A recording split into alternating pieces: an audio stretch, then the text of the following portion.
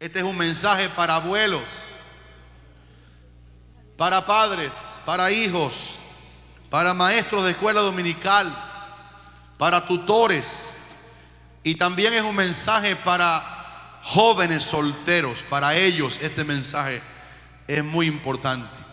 Es un mensaje para matrimonios cristianos y para los tutores que tanto hacen falta. Ese tío que tiene un sobrino pequeño, esa abuela que tiene nietos pequeños, esos padres que los hijos se desviaron, pero que están creyendo, como aquí se ha afirmado en fe esta mañana, que ellos son del Señor. Cuando estábamos en Jerusalén, la última vez que estábamos allá en el 2012, vimos un episodio tan bonito en el hotel en que estábamos hospedados y después también en otros lugares que visitábamos.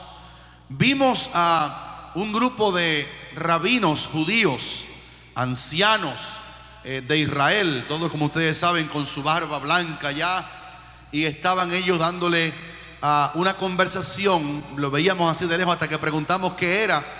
Algunas parejas de muchachos, muchacho y muchacha, que estaban allí en ese lugar recibiendo una palabra de aquel anciano, y había varios ancianos, específicamente uno con dos muchachos que se iban a casar. Y lo sé porque lo preguntamos: ¿y qué está haciendo ese anciano? Y por allá otro, y por allá otro, en todo el lobby de aquel gran hotel en Jerusalén. Y ellos estaban, nos dijeron, hay una costumbre en Israel que cuando las parejas se quieren casar y están todavía enamorándose, ellos llaman a tutores inteligentes, a abuelos, a rabinos, autoridades de la casa de Israel, para que les hablen sobre la responsabilidad que ellos están contrayendo al brindarse un voto de matrimonio el uno al otro. Me pareció tan bendito que los jóvenes que se van a casar consulten cómo son las cosas con los que están casados ya. De hecho, Estados Unidos entiende que antes que se firme un documento para el matrimonio, haya una consejería, haya alguien que cite, una autoridad espiritual que cite, que dé algunas consejerías, porque no se debe ir al matrimonio sin saber las responsabilidades aún cívicas que cada uno concibe cuando se va a casar conforme a la ley de cada país. Si eso es verdad en lo social, es mucho más serio en la casa de Dios y en lo espiritual. Hay que preguntarle al pretendiente varón, al muchacho que pretende a la jovencita cristiana, si él es cristiano. Porque si él no es cristiano, ya uno sabe sobre qué va a estar edificada la casa de Dios. Y la casa de Dios está compuesta por familias. Y es importante que el llanto que hermanas fieles están sufriendo, porque llegaron al Señor después que se habían casado obviamente en el mundo, y ahora una de las partes se entregó al Señor, y el llanto de hermanas con esposos inconversos o viceversa incluso serviría de lección para que nos hagamos caso a la Biblia, que dice que no nos juntemos en yugo desigual con los incrédulos, porque hablando de matrimonio, la Biblia establece que en la casa de Dios se debe casar un hijo de Dios con una hija de Dios. Y cuando se rompió ese pacto en el tiempo de Noé, la humanidad se destruyó. Y ustedes saben que los hijos de Dios, descendientes de Sem, se comenzaron, o de Set, el hijo de Adán y Eva en lugar de Abel, se comenzaron, esa línea de Dios se comenzó a casar con las hijas de los hombres que descendían de Caín, y el linaje santo se comenzó a mezclar, y la humanidad se plagó de tanta maldad que el Dios aún misericordioso no pudo soportar más y envió un diluvio para destruir. Y es un diluvio que los científicos y los geólogos han descubierto que realmente ocurrió, porque Dios no aguantó más lo que provino de la irreverencia y de la liviandad de que los hijos de Dios, la generación de los santos, se casaba libremente con aquellos que no pertenecían a la línea de Dios. Si un joven cristiano se casa con una muchacha inconversa, ellos están edificando la casa sin el plano del ingeniero. Y qué terrible es edificar una casa sin mirar el plano. Aquí tenemos a la querida hermana Milo, que es ingeniera. Ella trabaja en todo lo que tiene que ver con la planificación científica de cómo hay que hacer cimientos, cuánta carga en las paredes, cuánto acero para que soporte el peso. Y es muy importante que entendamos que hay una amenaza a nuestros muchachos para que se casen con cualquiera, no dándole demasiada importancia a lo que Dios le da importancia. Que los hijos de Dios se casen con los hijos de Dios, con las hijas de Dios, porque si lo hacen de la manera de Dios, están fabricando la casa de acuerdo al plano del ingeniero, y esa casa no se va a caer, estará fundada sobre la roca.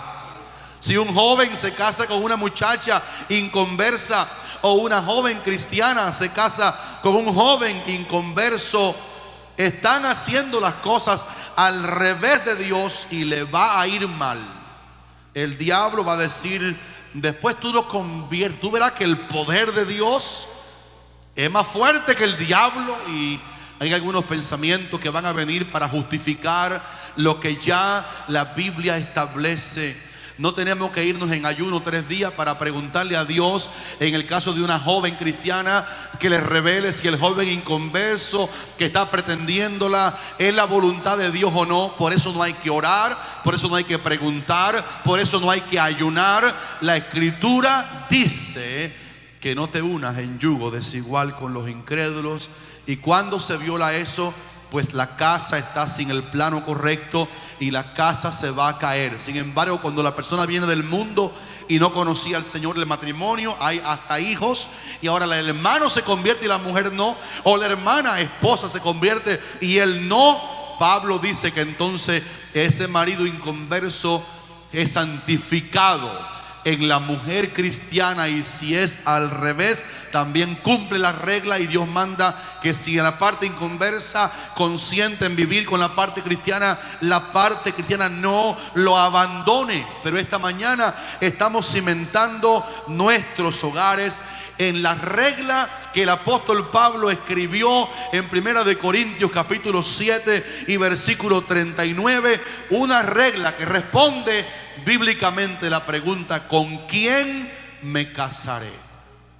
Sabe que muchas veces los jóvenes, por inexperiencia, y de ahí la palabra adolescente, o sea, adolecen o carecen de, se fijan en las piernas, en los ojos bonitos, en lo esbelto de la figura de cualquiera de los dos bandos.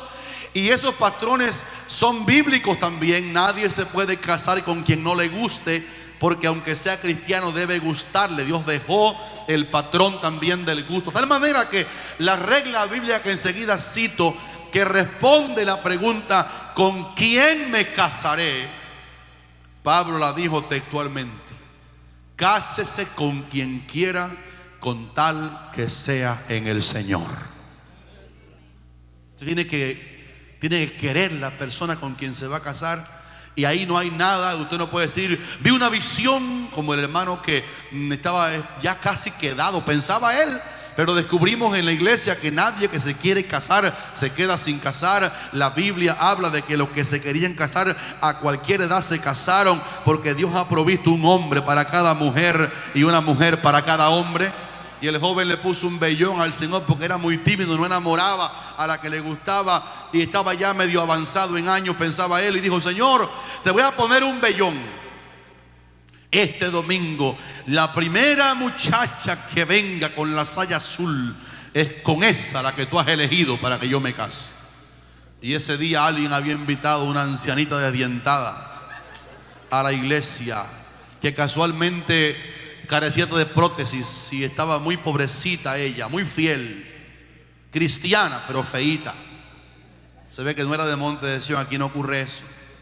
Y vestía una saya de lo más linda azul. Y la saya azul llamó la atención del joven, pero él dijo, y cuando hubo un espacio en el templo, el espacio que estaba vacío era el del joven del vellón. y se le sentó al lado la viejita cristiana. Y él comenzó a reprender al diablo. Satanás, yo te mando ahora mismo todo espíritu de engaño que me quiera perturbar mi fe y todo eso. Y solamente quiero decir esta ilustración cómica para que sepa que en el matrimonio no se ponen vellones. Sabe que en el Nuevo Testamento el vellón no se usa. El vellón se usó en el Antiguo Testamento, como también el Urín y el Tumín, aquellas dos piedras cuando el Espíritu Santo no vivía con las personas, no estaba residiendo con las personas. Pero después que vino el Espíritu Santo a la tierra y se metió en todos nosotros, y nuestros cuerpos son templos del Espíritu Santo, el Espíritu Santo fue prometido como aquel que nos guiaría a toda verdad. En otras palabras, busque la cara bonita, busque las piernas que le gustan, busque el bigote si le gusta, o el desbigotado si le gusta ese. Pero por favor recuerde que la regla es: cásese con quien quiera, pero con tal que sea en el Señor. Siento al cielo decir amén a esta palabra en esta mañana. ¿Sabe que esto que estamos hablando sobre padres espirituales de generaciones cristianas es una necesidad de nuestra época? ¿Habrá una batalla realmente para que los hogares sean disueltos?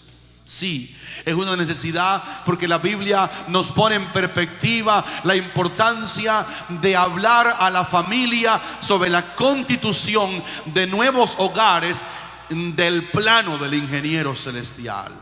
Una de las cosas por las que lo que estamos diciendo esta mañana es una necesidad de la familia cristiana de Dios oírla, es por la situación que la Biblia relata de generaciones que no han servido para perpetuar el nombre del Señor en la tierra. Déjenme ponerle algunos ejemplos de ellas. Por ejemplo, la Biblia habla allá en el libro de Jueces, capítulo 2, versículos 8 y versículo 10, de que cuando vino la muerte de Josué, se levantó una generación que no conocía a Jehová. Y yo quiero leerlo de la Biblia. Dice la palabra allí: pero murió Josué, hijo de Nun, siervo de Jehová, siendo de 110 años. Y toda aquella generación, la de Josué, también fue reunida a sus padres. Murió y se levantó después de ellos otra generación que no conocía a Jehová, ni la obra que él había hecho en Israel.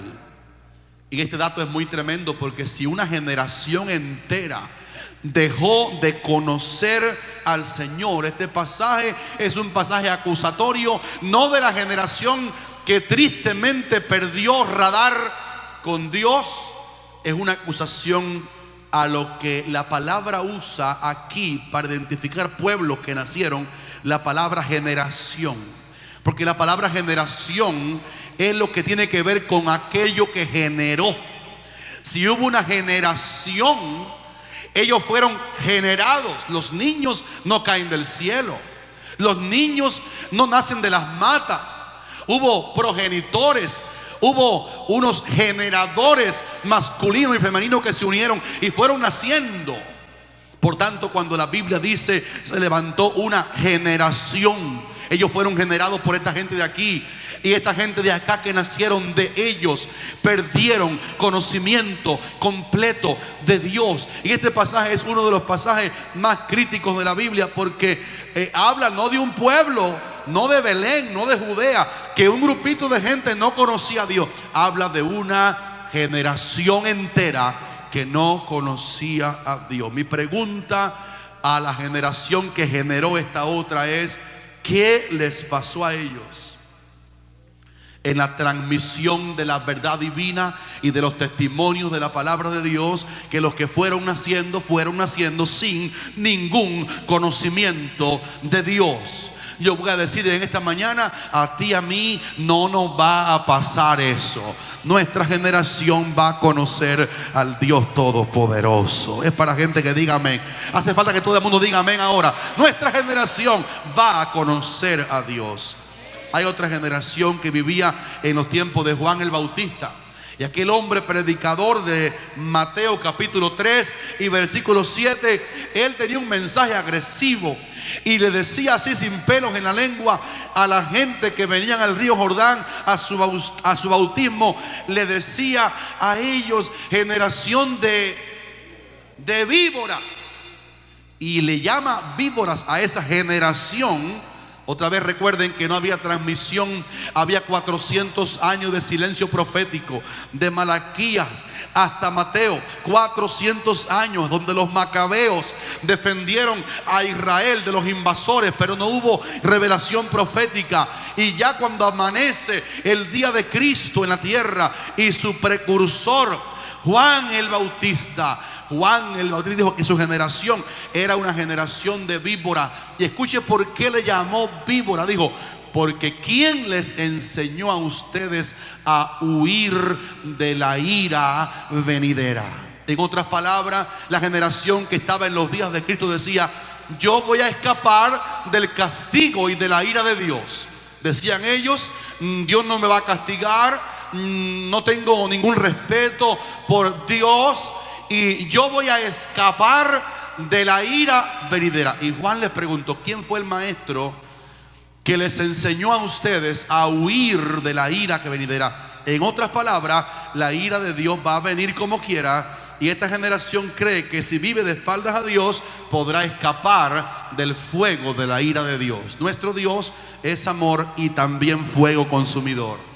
Y una de las cosas que va a cuidar a nuestra generación, que vamos a generar tú y yo, sea espiritualmente o del vientre, es que le hablemos del temor de Dios. Y le digamos a la gente, Mateo 25 dice: irán estos a la vida eterna y los injustos al infierno eterno. Y que hablemos del cielo y del infierno con naturalidad, para que la generación que va naciendo de nosotros tome el temor de Dios, para que no sean víboras que intenten creer que si viven en pecado la ira de Dios no va a caer. ¿Cuántos recuerdan a Pablo, isla de Malta? Una vez que Pablo estaba en Malta, en un momento que el barco sucumbe y hay una víbora que está huyendo del fuego y se le prende de la mano a Pablo, y él soltó, reprendió y no hubo veneno en él, y la gente dijo: un Dios hay aquí, porque la víbora le gusta escapar del fuego. Es bueno que nuestros hijos y nietos y bisnietos no intenten creer por un engaño del diablo que si viven de espaldas a Dios ellos van a escapar de la ira venidera. Esa enseñanza hay que darla, y ellos no van a ser generación de víboras. Hay otra generación que el apóstol Pablo cita, que es la nuestra. Está en Filipenses capítulo 2 y versículo 15. Dice Pablo en Filipenses 2:15 que estamos en medio de una generación maligna y perversa, en medio de la cual nosotros los cristianos resplandecemos como luminares en el mundo. Mire cómo le llamó a esta generación de ahora. La del tiempo de Pablo es como ahora, la dispensación de la gracia, y ha sido así por 2000 años. ¿Cuántos hermanos saben que nuestra generación inconversa allá afuera es una generación maligna y perversa? Que digan amén lo que saben que eso es verdad. ¿Es la generación allá afuera maligna y perversa? ¿Sabe que la palabra maligna aquí habla de algo? La traducción del griego aquí, maligna, es como algo putrefacto, algo que tiene una infección. Y así es la generación sin Dios. Ellos pecan y aparentemente no hay condenación, aparentemente ya ni sienten el dolor del pecado porque la conciencia ha sido cauterizada. Y es bueno que la iglesia sepa que estamos criando nuestras familias cristianas sin poder evitar que ellos se están criando en hogares cristianos, pero que estudian, se mueven y trabajan en medio de una generación maligna y perversa. Tan perversa que en este país, que fue fundado una vez en los principios de la Biblia, hay legalización para lo mal llamado matrimonio gay, matrimonio entre homosexuales. Maligna y perversa es nuestra generación, pero Dios va a cuidar lo que se va a generar de nosotros y lo va a constituir en familias cristianas para su gloria. Los que digan amén, se les pegue esa verdad en esta mañana. Así que esta verdad de padres espirituales para generaciones cristianas es necesaria predicarla también, porque la Biblia establece algo que por revelación divina la hermana Luisa repitió aquí textualmente, y obviamente ella no sabe de qué iba a predicar yo esta mañana. Ella lo dijo antes de que el mensaje bosquejado llegara. Hay que hablar de esto porque la Biblia dice que nuestros hijos son herencia de Jehová. Yo quiero que todo el mundo diga: mis hijos son herencia de Jehová. Los solteros digan: mis hijos son.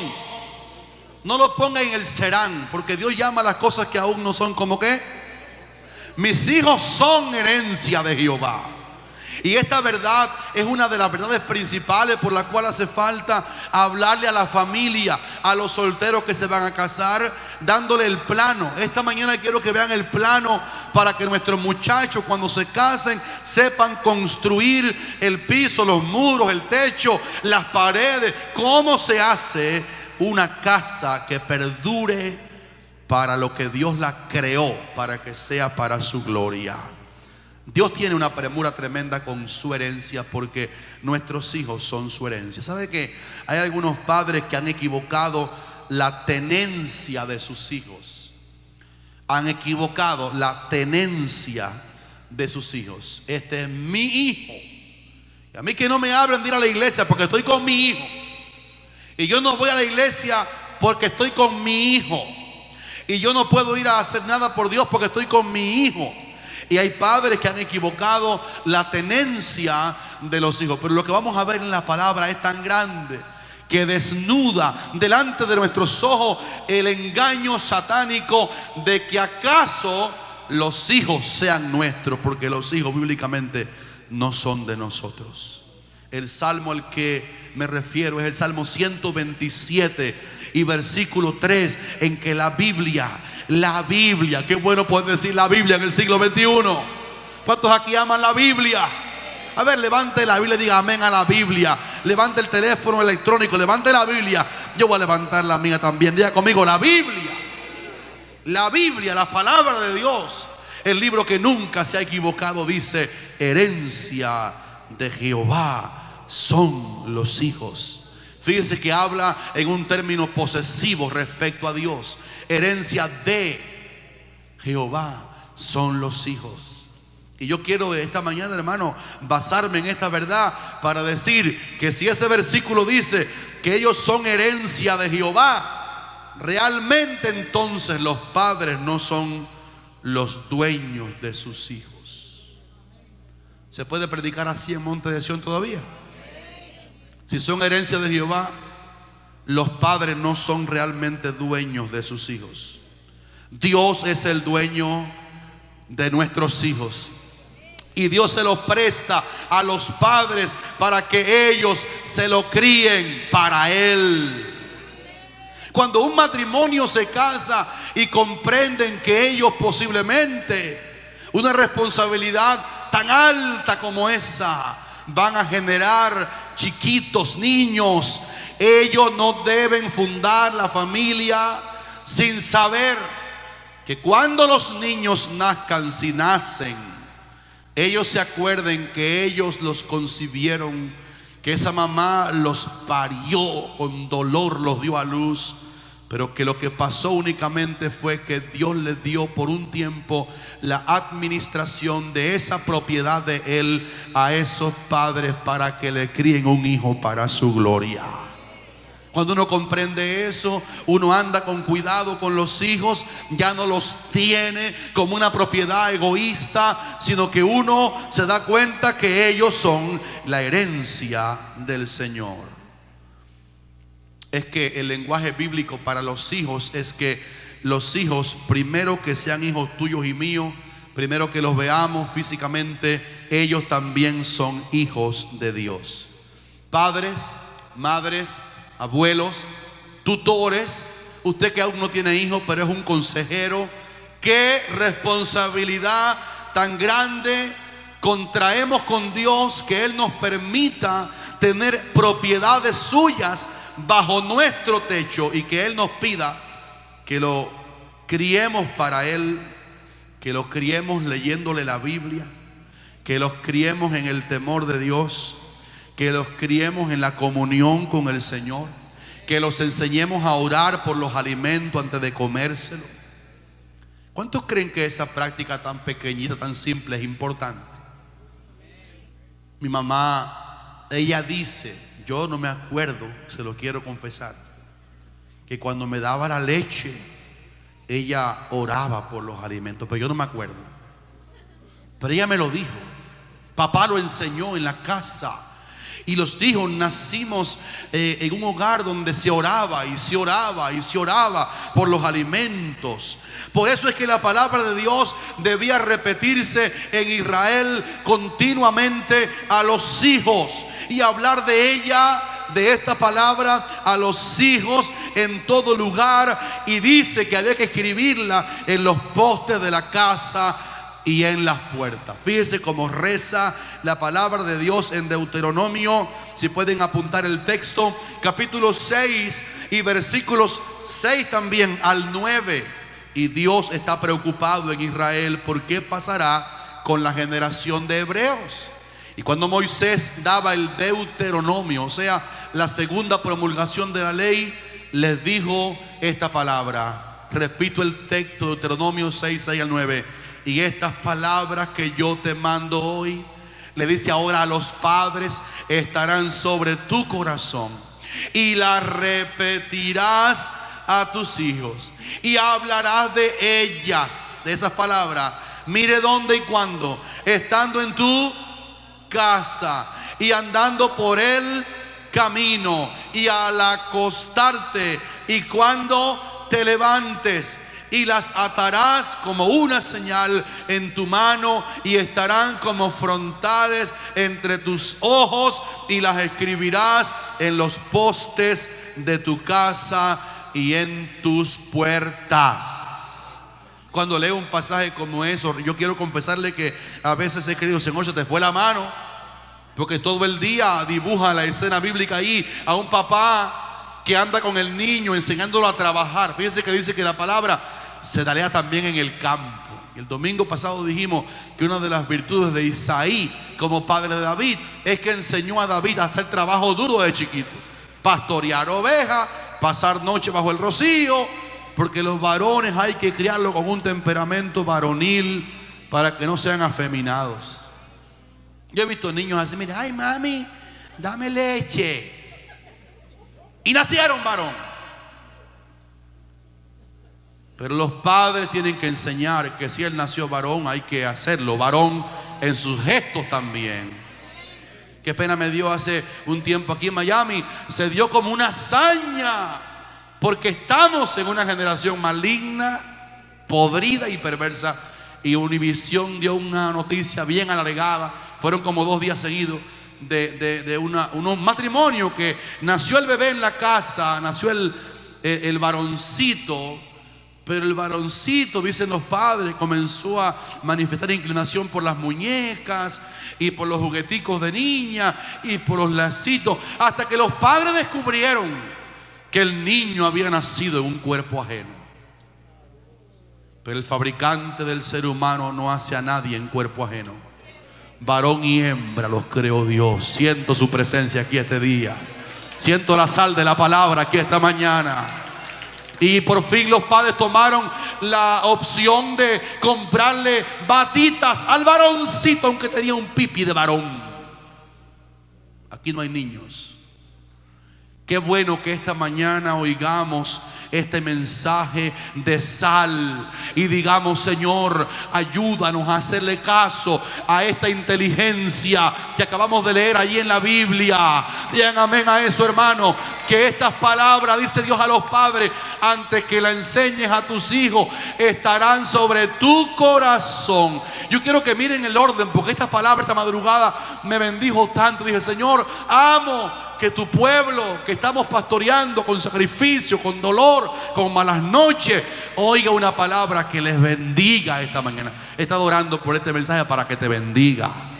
para que te bendiga, para que bendiga tu generación, para que te goces ver aunque sean los nietos en la casa de Dios entregados de corazón. Fíjense que el mandamiento 1 no es, aquí no es repetir la palabra, dila a ellos. El mandamiento 1 es que los padres que la van a repetir tengan esta palabra sobre su corazón. Por eso dije el domingo pasado, hermano, lo que me es obligatorio repetir esta mañana es una responsabilidad. Cómo está nuestro nivel espiritual como padres, porque esa es la medida con que nuestros hijos serán bendecidos. Lo primero que tiene que pasar no es que el niño salga bueno o salga malo. Los niños no salen buenos o salen malos. Lo que pasa es que antes que ellos vayan saliendo, como el mundo les brinda ser, como el diablo les brinda ser, hayan hombres y mujeres que tengan las palabras de Dios sobre el corazón. Haya papá en la casa que esté lleno de la palabra de Dios. Haya mamá en la casa llena de la palabra de Dios. Y siempre abre el paréntesis pastoral, humilde, para decir, no siempre es culpa de que no hubo este requisito. A veces sí lo hubo, pero el diablo, como un león rugiente, anda buscando a quien devorar, y se llevó por un tiempo. Pero hay una promesa: si usted y yo hacemos este trabajo bíblico bien, instruya al niño en su carrera, cuando fuere viejo no se apartará de ese camino. En otras palabras, la semilla está bien sembrada. El diablo engañó por un tiempo, pero esa semilla sembrada, bien hecha por los padres o los abuelos, va a surtir un buen efecto. En cualquier momento Él vendrá a los pies de Jesucristo.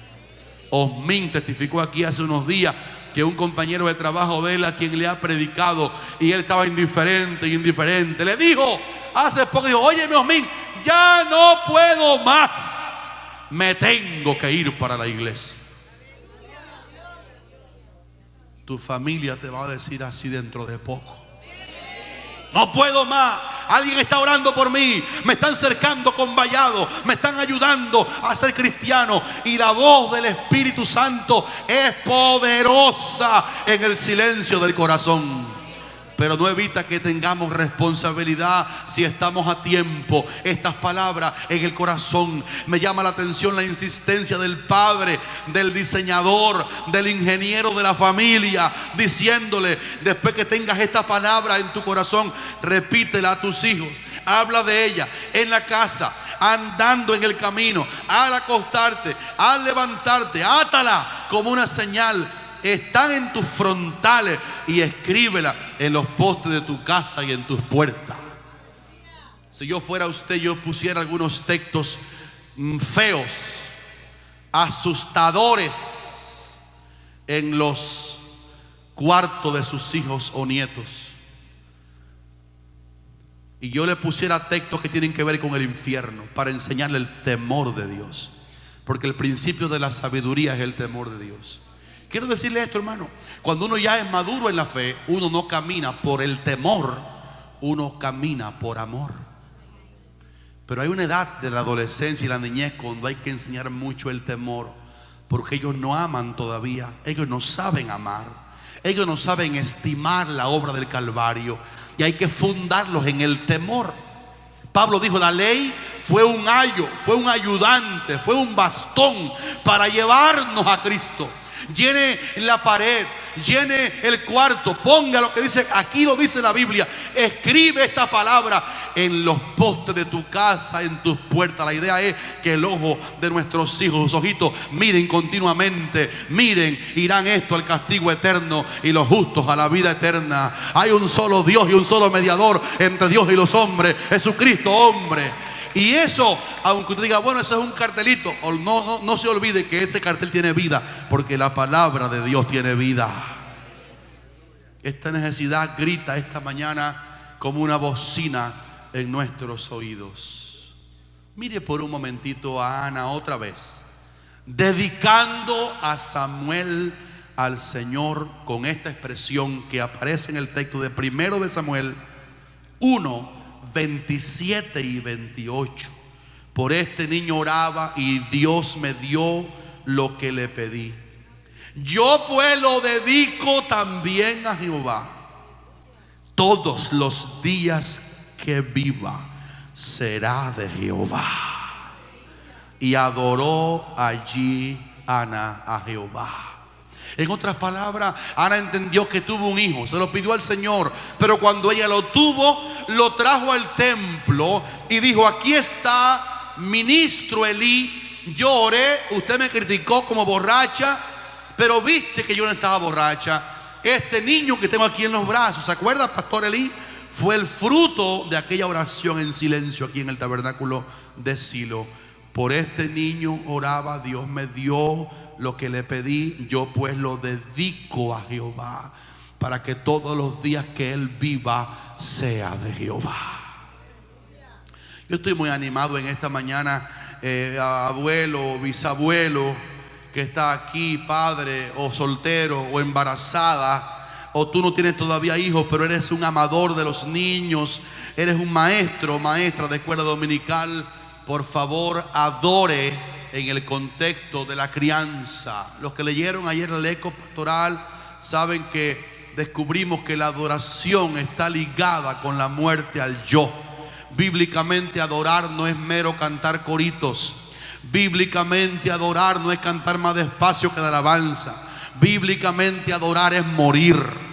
Abraham dijo: yo y este muchachito iremos hasta allí, adoraremos. Y aquel no era un culto con panderetas lindas como aquí, aquel era un altar de muerte. Bíblicamente adorar es dejar de ser yo. Y Ana dijo: dejo de ser yo. Yo era la madre y voy a cumplir, como veremos enseguida, a la distancia mi responsabilidad con este niño. Pero lo traje porque después que lo di a luz, yo se lo quiero dedicar al Señor. Renuncia a ser el dueño de sus hijos y de sus nietos y pónganlo en las manos del que los formó en el vientre. Y usted verá que el Espíritu Santo no los va a dejar quietos. Los va a traer, los va a traer, los va a salvar. Dedique y presente sus niños al Señor. Dios asume como suyo los hijos que se le dedican a Él, porque aunque son de Él, Él quiere que los dediquemos. Pastor, ¿hasta qué edad tengo chance? Ya el mío tiene 35 años, pastor. Dedíqueselo al Señor a los 35 años. ¿Cómo se hace si Él no quiere venir aquí? Dedíquelo usted. Traiga un día el nombre de ese joven de 35 años.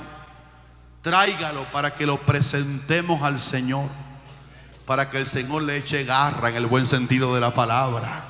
Porque lo que se dedica a Dios, Dios nunca lo rechaza, Dios siempre lo recibe. Mira a José y a María. Antes de llegar a José y María, ¿ustedes se acuerdan qué hizo Ana? Cuando dijo: lo dedico a Jehová, ella vivía en Ramataín, lejísimo de Silo, en que estaba el templo o el tabernáculo de Dios. Y cuando dijo aquello, lo dejó allí y se fue sola para su casa. Y este es un mensaje para hermanos preciosos que tienen hijos lejos. Escuchen esto. Ana dejó al niño en el templo. Parece que lo dejó en un buen lugar. Tráigalos para el templo. No lo dejen en la casa. No lo dejen en la casa. Tráigalos para el templo. Aquí tenemos ya maestra, un aula para si es bebé el niño, usted le dé leche en aquel cuarto que dedicamos para eso. Pero tráigalo al templo. Son principios que están en la palabra. Los hijos hay que criarlos en la casa, pero hay que traerlos cuando son pequeños a la iglesia. Me dio pánico con la ignorancia que hace poco oí. Le dije a una madre, no de aquí: hermana, ¿y tu hijo? El niño tiene 8 años. Me dijo: pastor, hoy el niño no quiso venir. Entonces uno dice: se levantó una generación que no conocía a Jehová. Pero lo que generó esa generación dice que el niño no vino porque no quería venir, pero tiene 8 años. ¿Quién le quitó la autoridad a los padres para que el niño domine si quiere o no ir a la iglesia? El niño tiene gripe, la medicina que le dan para eso es amarguísima. El niño tiene infección, la penicilina duele. Y él no te va a decir: mamá, ponme la penicilina que yo tengo catarro. Él va a revolcarse para que no lo inyecte. Los niños hay que traerlos a la iglesia aunque no le guste, porque la iglesia es un ambiente de Dios. Griten aleluya. Qué silencio, qué silencio. ¿Cuántos dicen aleluya? Siempre que se pueda, tráigalo. Ana lo dejó en el templo y Ana se tuvo que ir porque ella tuvo un niño que era para su dueño. Y se fue y lo dejó en el templo, donde los ministros no estaban muy claros. pero lo dejó allí porque allí estaba la casa, el arca, la presencia de Dios. Y ustedes saben qué pasaba. Dice que cada año Ana, su mamá, venía cada año lo iba a ver. Y dice la palabra, cuando lo iba a ver, ella le hacía una túnica nueva cada año a Samuelito, porque lo había dejado como un ministrico del templo de Dios. Se cree que tenía 12 años cuando la voz de Dios llegó a él durmiendo una madrugada en el templo de Jehová y le dijo: Samuel. Y el niño dedicado se levantó. El Dios Todopoderoso lo había visitado en el templo.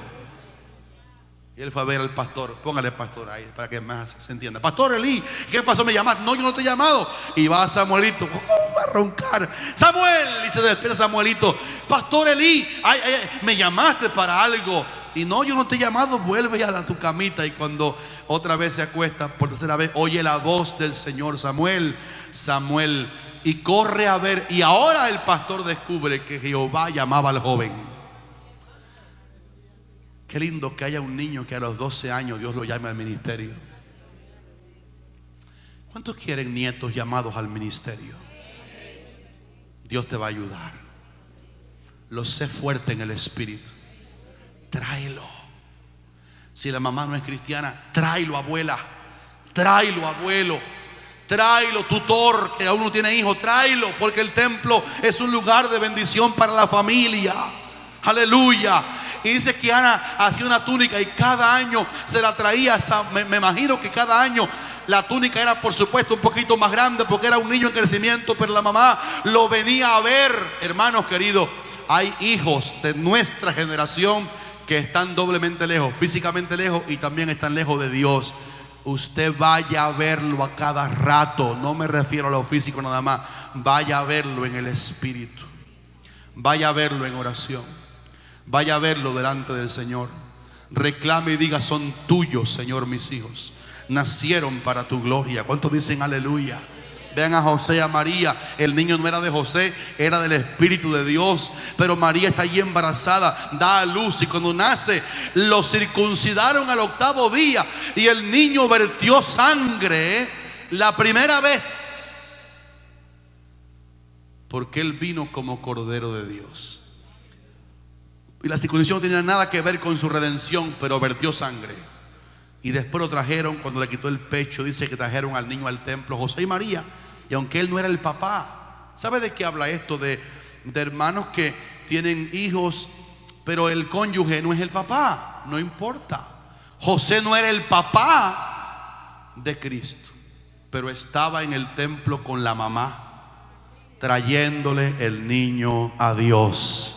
Después que usted se casa, los hijos que están ahí del matrimonio también son de la persona que está bajo en el gobierno del hogar. Hay también una responsabilidad en el que no sea padre o madre congénitamente, pero es la autoridad espiritual de la casa. Y dice que cumplidos los 8 días, hablo de Lucas 2:21, cumplidos los 8 días para circuncidar al niño Jesús, le pusieron por nombre Jesús, el cual le había sido puesto por el ángel antes que fuese concebido. Y cuando se cumplieron los días de la purificación de ellos, conforme a la ley de Moisés, a Jesús le trajeron a Jerusalén para presentarle al Señor, como está escrito en la ley del Señor: todo varón que abriere matriz será llamado santo, o sea, dedicado al Señor. Y para ofrecer, conforme a lo que se dice en la ley de Moisés, del Señor, un par de tórtolas o 2 palominos, porque ellos eran pobres.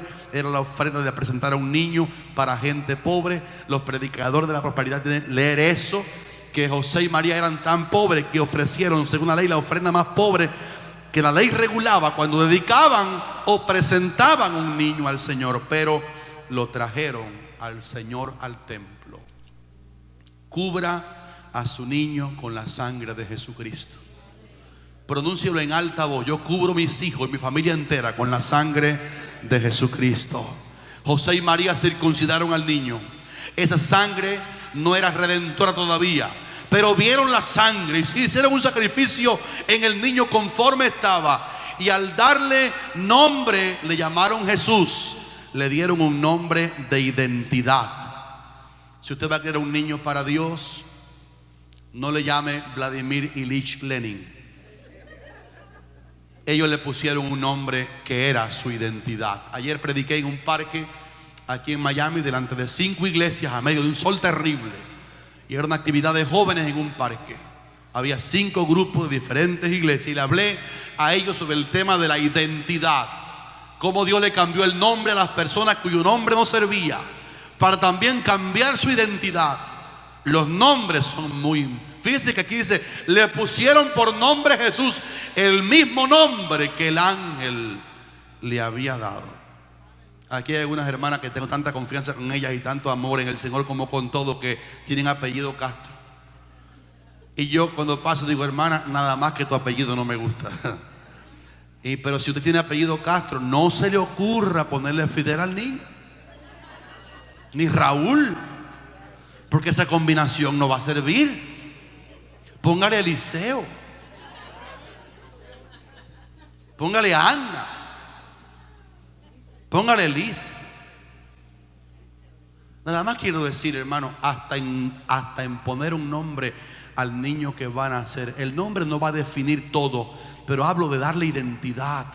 Hablo de la importancia de inclinar la balanza a favor de lo de Dios. El nombre no va a definir nada, y quiero que lo aclare otra vez para que nadie se confunda. Nada más estoy haciendo ancla en este versículo, pero por lo menos no le ponga un nombre, si usted puede, a un niño de un impío. Ayer pasé una experiencia grata en la tarde noche y una experiencia tremenda en la madrugada. Fui con ellos a comprar una corbata. Me quería vestir bonito hoy para que la iglesia... ¿Sabe? Cada vez que me compro una ropita, y lo digo delante del Señor, siempre me pasa esto. Es algo que está fuera de mi control, que me ocurre en manera natural. Me compro una corbatica y pienso, ¿cómo se verá esta corbata predicando mañana? Fíjese qué cosa es. Sí, de verdad. Todo lo que me compro lo hago vinculado con que la obra de Dios esté bien representada. Y ayer estaba en un lugar y fui a comprar una corbata. Y yo hacía como ahora en enero pasado estaba en Orlando en una actividad con el gobierno sobre la universidad, y vi a un ministro con unas corbatas bellas. Y yo tengo confianza, hermano, era americano. ¿Dónde tú consigues esa corbata? Me dijo, hay una marca que se llama de collection antigua, que se llama García, averíguala. Ahí vas a hallar las corbatas más lindas. Y yo la busqué por internet, no found. No aparecieron. Y ayer estábamos buscando una corbata así de esta normal, y para mi alegría, de pronto, Eunicita, encontré la corbata García, J. García. Y llamé a la esposa y a Eunice que estaba conmigo, y casi que hicimos un culto allí.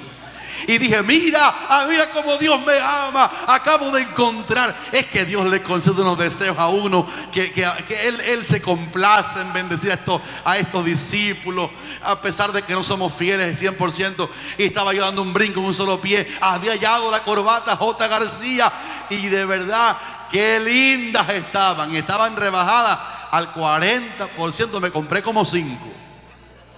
Yo dije, mañana voy a botar la bola ahí en la iglesia con esa corbata, porque tiene unos dibujos tan bellos, tan bellos, tan bellos.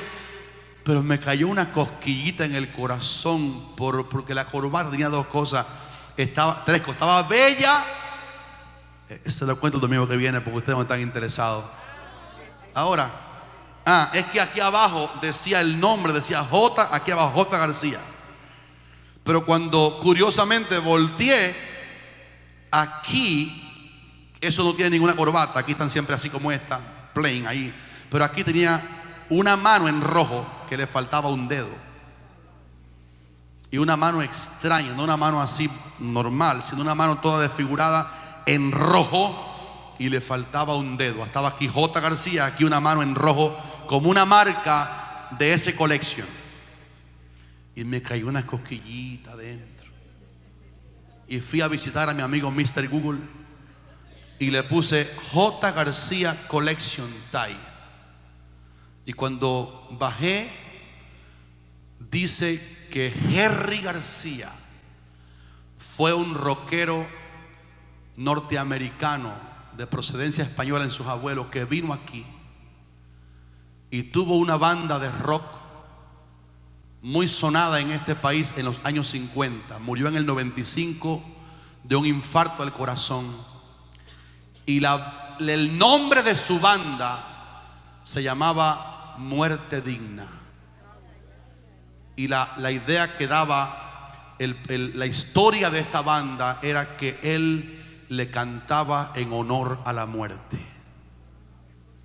Y por la madrugada me desperté soñando algo tan terrible sobre un hombre que hacía asesinato y demonios que estaban en una área de la ciudad, demonios de muerte.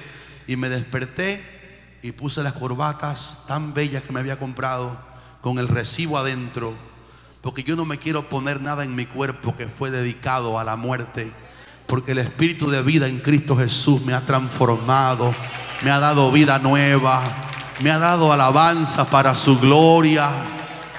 Entonces me puse esta que era viejita y se ve de lo más bien también. Y dije: Señor, gracias porque tu espíritu no nos engaña. La ropa no tiene ningún poder, pero Dios sabe cuando el corazón quiere vivir para su gloria. Digan amén si lo reciben, hermano, en esta mañana. El tiempo se me acaba, el tiempo se me terminó, pero ellos le pusieron por nombre al niño Jesús. Párese frente a la cuna del nieto, frente al lugar geográfico en que vive el niño suyo que tiene 45 años y diga: serás misionero, serás un hijo de Dios. Declare de acuerdo a las escrituras: herencia de Jehová tú eres del Señor, eres llamado santo a Dios, y haga acciones de gracia porque sus hijos se van a salvar para gloria de su nombre. Otra vez no terminé aquí, y si ustedes me dieran permiso, yo quiero terminar esta conferencia en otro día, y que la familia sepa que Dios te mira con ganas de bendecirte. Dios te mira con ganas de que tu generación sirva al Señor. No es verdad del diablo que los demonios se van a comer la familia. Usted haga su parte, que la otra parte que usted y yo no podamos hacer, Dios la sabe hacer muy bien. Usted interceda sin parar. No se fije en circunstancias. No crea que lo que se ve ahora es la realidad tangible. La realidad es que Dios va a hacer un milagro. La realidad es que la obra del Calvario se hizo para romper ligaduras. La realidad es que la sangre derramada de Cristo en la cruz tiene poder para libertar los demonios, soltar los demonios de la gente, hacer libres los endemoniados. La realidad es que el que en Él cree se va a salvar. La realidad es: cree en el Señor Jesucristo y serás salvo tú y tu casa.